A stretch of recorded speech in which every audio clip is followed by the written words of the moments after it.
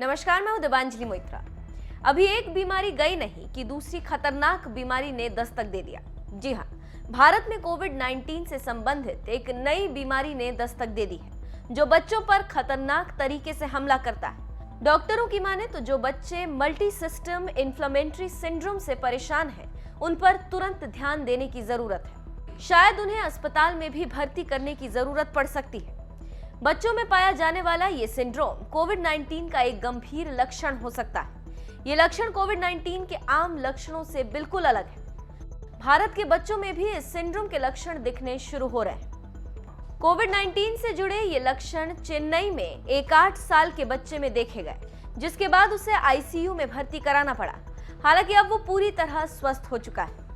America के centres for disease control and prevention द्वारा आयोजित एक बैठक में डॉक्टर ने बताया कि इसके लक्षण कोरोना वायरस के स्पष्ट लक्षणों की तरह नहीं है। इसमें पेट दर्द के साथ साथ उल्टी, बुखार और शरीर पर चकत्ते पड़ जाते हैं। Clinician outreach and communication activity की मीडिया ब्रीफिंग में डॉक्टरों ने कहा कि इस नए सिंड्रोम में कई बच्चों के दिल को नुकसान पहुंचा है और उन्हें तत्काल इलाज की जरूरत महसूस हुई है।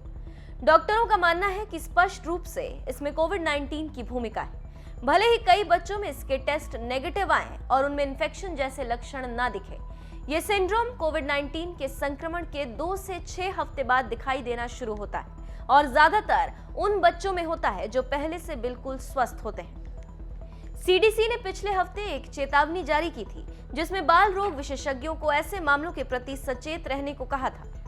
न्यूयॉर्क के नॉर्थवेल हेल्थ में पीडियाट्रिक क्रिटिकल केयर के हेड डॉक्टर ने सीडीसी की ब्रीफिंग में कहा कि यहाँ चौंकाने वाली बात यह है कि समूह में लगभग आधे बच्चों में पहले से ही कोरोनरी आर्टरी समस्या थी। उन्होंने कहा कि क्योंकि ये बच्चे पहले स्वस्थ थे, तो हो सकता है कि ये समस्या MIS-C की वजह से हुई हो, संभवतः कोरोना वायरस के इम्यून रिस्पॉन्स में देरी की वजह से।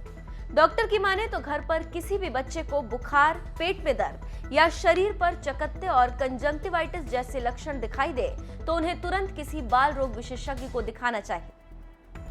तो आप समझ सकते हैं कि अमेरिका से ये बीमारी धीरे धीरे दूसरे दुनिया के देशों में पहुंच रही है और बच्चों पर हमला कर रही है। तो आप सावधान रहें और अगर आपके बच्चे में ये लक्षण दिखाई देते हैं तो उसे तुरंत डॉक्टरों से संपर्क करें और दवा लें और इलाज कराएं। लापरवाही कतई न बरतें।